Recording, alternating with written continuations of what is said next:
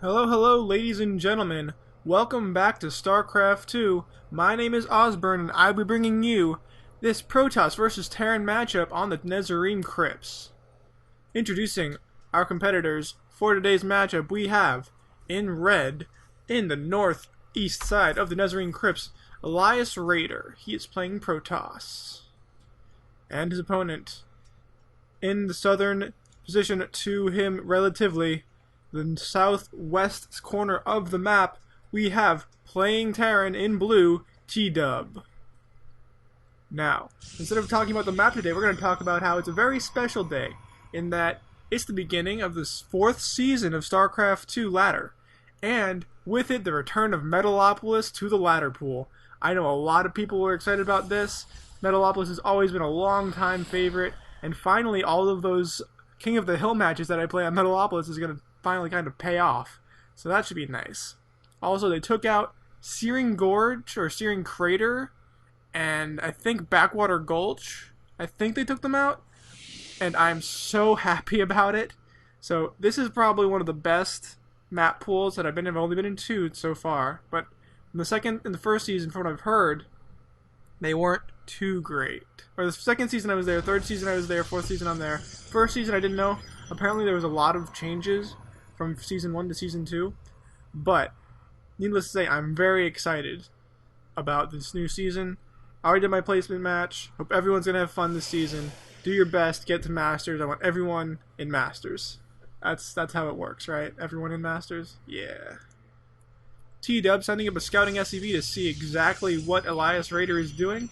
And he sees a gateway and an assimilator, which tells him not too much, but he doesn't see the quick second one. He might need to send back his SCV a little bit later if he wants to see that early assimilator, should it come up, of course. Now, AliasRaider hasn't really scouted him yet. He went to all of the places except for the one that Tdub was at. So I have an X score coming up, and it's a pretty good job to wall this mineral line off. This is a good move by AliasRaider. It'll pretty much make any Hellion harass just that much harder, because they won't be able to just kind of skirt around. They'll have to go all the way around. They'll have to go around this nexus. They'll have to go back in here. And that might just give Alias just enough time to respond and not lose too many workers. Gonna have to be very careful not to line them up should that happen. Not the best wall off, or any wall off at all, for Tdub at the moment. I don't think he's too scared of any kind of 4-gate pressure, which he should be, because I'm pretty sure that's what's going to come, seeing as how 4-gating is pretty much the go-to standard thing for pretty much any Protoss on the ladder at the moment. The metagame is just at that place. Cybernetics are coming up, and the Warp Gate research just coming up as I look at it, and there you go.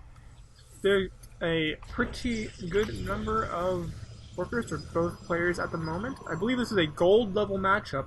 I believe AliasRaider is gold and Tdub is silver, so Tdub, if he wins, might get promoted. This is from the last season, of course. I'm not sure how far from the last season. It might be from the ladder lock, and therefore doesn't really apply, because ladder lock, you can get people from all over the place battling against whoever. It's mass hysteria, and I don't think anyone really likes it, honestly, but it's how it has to go. Ladder lock, get rid of all that bonus pool, see what you can get. Maybe get into that top 8 position as you always want to be able to do. Now, not too much army coming up for either player at the moment. A Stalker coming in from that gateway, and I think it's going to be a Stalker first play. I don't see a Zealot out, so it's going to be Stalker first, making sure that he'll be able to take care of any kind of Reaper play, or any kind of early Marine play. If you get a Marauder up in there, though, that Stalker is going to take a lot of damage. Making sure these pylons do not power things just so... what I'm trying to say is, make sure there's no Otosis pylons, definitely some backups, some good grid going, one over here, a robotics facility coming down to a 4-gate robo. Oh, that's going to be rough to do. He's going to have to keep making pylons, and that's going to be a lot of pylons and a lot of minerals. I don't think he'll be able to keep that up too long. He'll need to expand fairly soon. But, as I say this, there is a big mass of Marines and Marauders. 3 gate pressure, or 3 racks pressure. Yep, heavy Marauders. This is going to be A very good push for Tdub. Two SCVs coming in trying to make some bunkers, and these stalkers are not going to have anything to do with it. It's just dead right on arrival. I don't think they got any kills whatsoever. Needs to retreat, and I bet he's pretty glad he has those backup pylons now because he is losing them so fast. It's pretty much mind-boggling. He might lose power to one gateway, warp gate now, as the technology has obviously finished, pulling all of his probes and doing so much damage to the probe line, but there's no micro for Tdub, and he's moving away. There's 2 or 3 trapped marauders, and they will all go down. They are killing so many probes, though, and that's just so hard to do. Gets that marauder before he gets into the bunker, but there are 2 more, well, I guess there's 1 marine and 1 marauder get into the bunker, and that is going to be a very, very difficult thing to come back from. I think this might be the end of the game, but there is an Immortal, and Immortals do so much damage to those Marauders, but he doesn't have it micro. There you go. 1 shot, 2 shot, and he doesn't quite get it. Fortunately for AliasRaider, there are no medevacs on the field, and no medics in this game, so there's no way for a medic to get in here and try and get that done. Immortal is doing so much damage.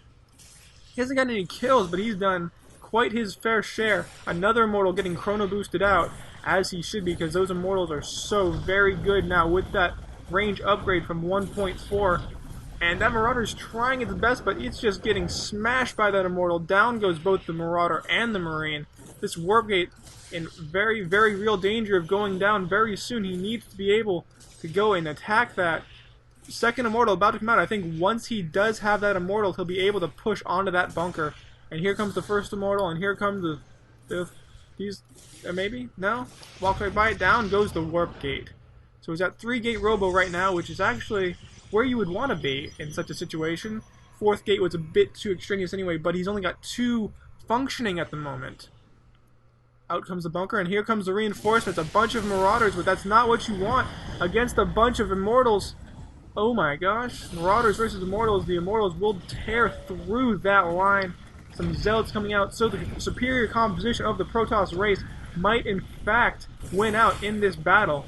That 3rd Warp Gate's gonna go down though, so 2 Warp Gate, 1 Robo, but there's 2 Immortals and they just do so much damage. Oh my gosh. They might be able to. There needs to be some miraculous micro going on. This Zealot's just on the brink of death. 2 hit points, and that is not where you want to be. And there goes the mineral line.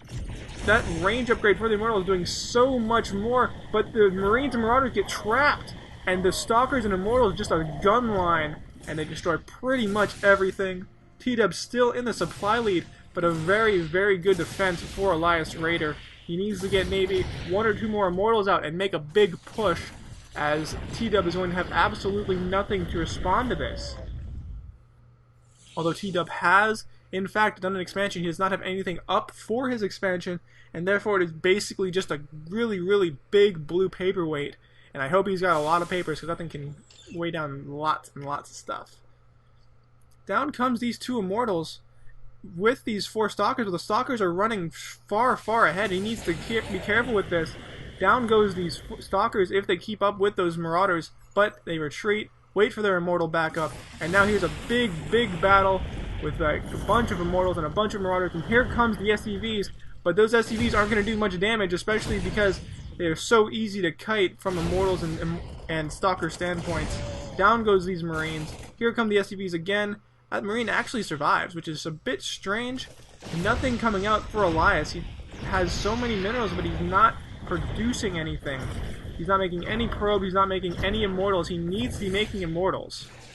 And he needs to be able to make sure that these Immortals are here when he engages these Marauders, because otherwise these Stalkers are going to get taken out very quickly, and you do not want those Stalkers to go down. Stalkers are very, very important for the mobility of a Protoss composition. An Observer out right now, though, so he didn't completely forget about making things.